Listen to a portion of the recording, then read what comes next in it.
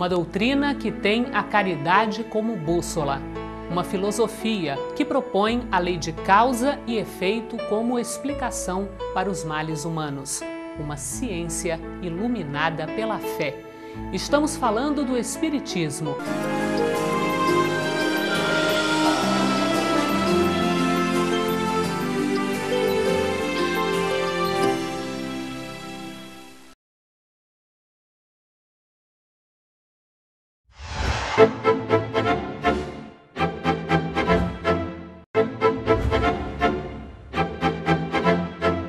Olá, o Transição começa agora e hoje vai abordar essa força que pode ser considerada essencial para o nosso sucesso, a força do pensamento. Para entendermos a força do pensamento, em nossas vidas, seus conceitos, suas implicações, nós precisamos primeiramente ter em nossa mente o conceito de pensamento. Porque para muitos fisiologistas, materialistas e positivistas, o pensamento nada mais é do que um mecanismo de gerações de ondas eletromagnéticas que são geradas a partir do cérebro e distribuídas ao longo do nosso corpo. Em termos espíritas, é uma energia proveniente do espírito e que é capaz de manipular uma série de outras energias ou estruturas ou conteúdos. Em termos de ciência, se reconhece que o pensamento é uma energia que ainda não foi detectada, por assim dizer.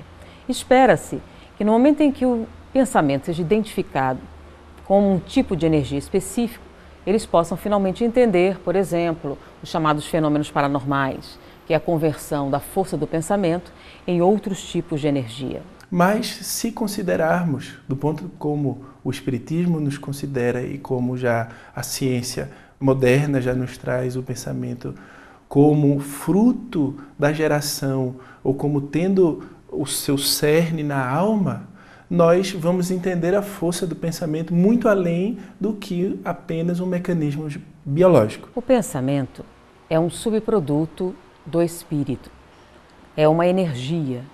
E sendo energia, é algo de natureza física. É uma energia que pode ser convertida em outros tipos de energia quando do processo reencarnatório, ou seja, quando o espírito está ligado ao corpo. É a fonte dos chamados fenômenos paranormais, anímicos, aqueles produzidos pelos sensitivos. Existem os fenômenos objetivos e subjetivos. Os objetivos é quando a mente interfere diretamente na matéria. O pensamento é a energia que pode ser convertida em outros tipos de energia, numa onda ainda indetectável pela nossa tecnologia, porém já existem evidências mais do que suficientes para determinar a sua existência. O mundo espiritual, quando se refere ao pensamento, se refere à força motriz das transformações no mundo espiritual e no mundo físico. É uma energia que seria a mais básica produzida pelo espírito, que daria origem, por exemplo, ao perispírito. Com a ação da nossa mente sobre as partículas do orbe, se forma um chamado corpo semimaterial, que seria o perispírito.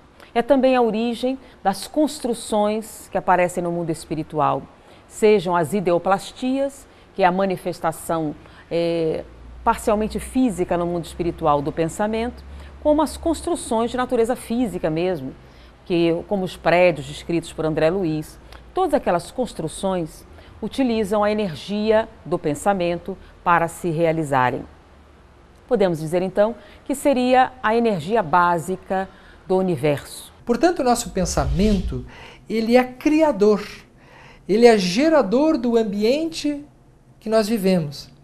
Através do pensamento nós formamos tudo. O próprio Cristo disse que todas as guerras, as adversidades, elas nascem nos pensamentos, elas nascem no interior do homem.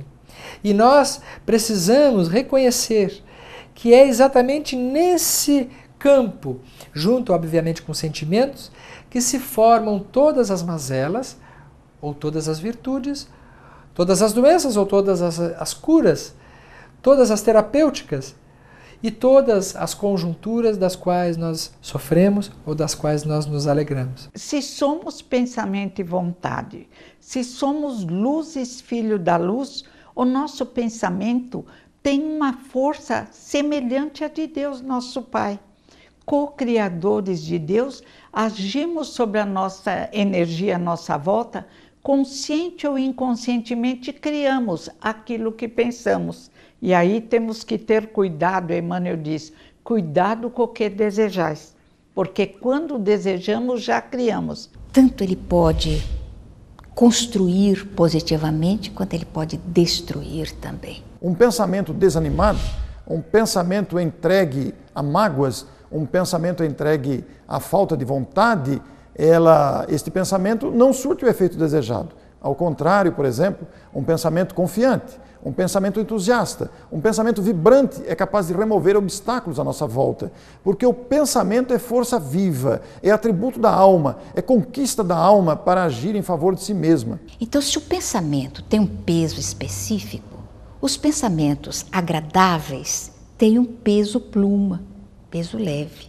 E os pensamentos deprimentes, desagradáveis, é um peso pesado, que é amargura e que toma conta de toda a área cerebral e vai se espalhando na corrente sanguínea, vai se espalhando no corpo todo. Cada célula, ela é encharcada pelos pensamentos que vão em nossa mente. Como nós pensamos, nós agimos. Como nós pensamos, nós falamos. Como nós pensamos, nós criamos. O pensamento é uma forma viva. Então, aquilo que nós pensamos, ele toma forma. Na espiritualidade, na dimensão energética, ele tem uma força. A coisa mais rápida que nós temos no nosso universo é a luz, que se desloca numa velocidade incrível. Numa velocidade ainda maior, nós temos o pensamento. Uma pesquisa realizada numa universidade queria demonstrar, por exemplo, os limites do pensamento. Um telepata, um sensitivo telepata, foi colocado numa sala e 4 voluntários iriam manter uma comunicação telepática com ele. Um estaria no mesmo campus universitário, o segundo voluntário numa cidade diferente, o terceiro num estado diferente e o quarto estaria num outro continente, no outro país. Numa hora determinada, eles iriam parar em um local, concentrar-se numa imagem que estivessem vendo e transmitiriam esse sinal para o sensitivo, o telepata que fazia parte da experiência. Esse telepata iria se concentrar naquele pensamento recebido e iria fazer um desenho do objeto, da paisagem, de algo que eles estivessem vendo. Foi feita a experiência, na hora marcada, cada um deles iria se concentrar e bateria uma fotografia do objeto, da imagem, da paisagem na qual eles estariam se concentrando. No laboratório, ele começou, a cada hora, um dos voluntários, e ele fez então os 4 desenhos. Quando os voluntários retornaram, eles mostraram as fotografias. Então, aquele que estava no campus, na mesma localização, parou junto a um banco de uma praça e verificou um pedaço da paisagem que ele fotografou. E o desenho que o telepata fez correspondeu à imagem que ele estava projetando. A mesma coisa aconteceu com aquele que estava em outra cidade, em outro estado e em outro continente. Ou seja, a distância do objeto de comunicação não fez nenhuma diferença no resultado da experiência. Com isso, eles conceberam que a velocidade do pensamento poderia então ser superior à velocidade da luz.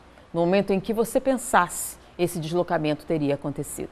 Então, em termos científicos, como hipótese para explicar uma série de fenômenos, o pensamento já é reconhecido. E com relação ao espiritismo, seria a força motriz das principais construções que a mente pode realizar. Mas afinal, o que é a força do pensamento? A força do pensamento é uma capacidade que todos nós temos, encarnados, a utilizar o pensamento, que é uma das faculdades que o espírito tem que desenvolver ao longo das várias reencarnações. Essa força é proporcional ao grau de adiantamento do espírito e ela é tanto maior quanto maior a vontade. Então, ela está diretamente ligada à vontade do ser pensante, né, do espírito, em realizar coisas, em realizar, modificar de tal forma que ele consiga modificar o seu meio ambiente. É como se o pensamento fosse a energia e a vontade o veículo desta energia. Então podemos dizer que o pensamento é uma coisa só. A qualidade dele, a intensidade dele seriam direcionadas pela vontade. Em termos assim, existe um pensamento hoje na física, na física e na biologia, que seria entender como é que nós aprendemos. Como é que a informação entra no nosso cérebro? Porque o que estamos pensando, a pessoa fala assim, o que você está pensando? É o conteúdo da sua mente. Como é que funciona isso? O homem procura entender esses múltiplos significados. Então, diante disso, verificou-se que no cérebro a informação ela se traduz da mesma maneira no computador com pulsos elétricos. Então, a informação objetiva, básica, concreta, é dada por estímulos elétricos. Mas a interpretação da informação, o valor da informação, o significado da informação, o sentimento ou emoção associada à informação, na verdade, são conduzidos através da química cerebral. Então, a união dos impulsos elétricos e dos neurotransmissores daria origem, então, ao nosso conteúdo mental. Poderíamos dizer que o pensamento é a energia que surge como subproduto dessa ação. A vontade é aquilo que direciona essa ação. Mas para que aquilo funcione, por exemplo, a intensidade desse pensamento, a força desse pensamento, a de quantidade de energia envolvida, vai ser uma equação dada pela densidade da atenção. Quanto tempo e qual a intensidade que você pode manter um determinado pensamento específico dentro do tempo. Quanto maior a quantidade de tempo e quanto maior a concentração, mais significativamente você iria imprimir um pensamento no cérebro, causando o que eles chamam de plasticidade cerebral. O cérebro iria se transformar e essa informação, essa memória, essa experiência estaria então plasmada no seu cérebro, marcada. Então você aprendeu algo e esse algo mudou você. Então isso seria a densidade da atenção. O entendimento de como se dá, ele falou especificamente, vontade, foco e concentração. Você juntando essas três palavrinhas, você colapsaria a onda, ou seja, você criaria alteração neurológica que tornaria esse pensamento real, ou essa vontade real, ou esta informação uma coisa real para você e que marcaria permanentemente o cérebro. Então não seria a palavra certa, não seria força do pensamento, e sim força de vontade. E a vontade está principalmente associada a pensar algo tempo suficiente para marcar o seu cérebro. Quantas pessoas aplicam a lógica com a maior naturalidade na sua vida profissional e são incapazes de avaliar que o seu comportamento pessoal é aberrante? Por quê? Porque lógica não se mistura com a vida pessoal. Aí quem diz? Uma pessoa certa vez, não, mas esse tipo de comportamento é muito frio. E disse, por quê? Porque é racional. Espera aí, mas quem disse que o oposto de racional é emotivo? O oposto de racional não é emotivo, o oposto de racional é irracional. Emotivo e frio, você pode ser racional e emotivo ou racional e muito frio. Não são coisas que excluam umas às outras. Aplicar a lógica à sua vida será útil, eficiente e, principalmente, vale apontar um caminho e lhe dar o direcionamento que você tem que assumir para que a sua vida atinja os seus objetivos. Então é uma questão antiga que a gente usa muito nas empresas, mas não consegue aplicar na vida pessoal, né? Metas definidas, objetivos arrojados e principalmente ação na direção de onde você quer atingir. Hoje aprendemos que nosso pensamento tem uma força ilimitada, mas que cabe a nós direcioná-la através da nossa vontade para conquistarmos nossos objetivos. Ficamos por aqui. Curta nossa página no Facebook, acesse nosso site. Até o próximo encontro!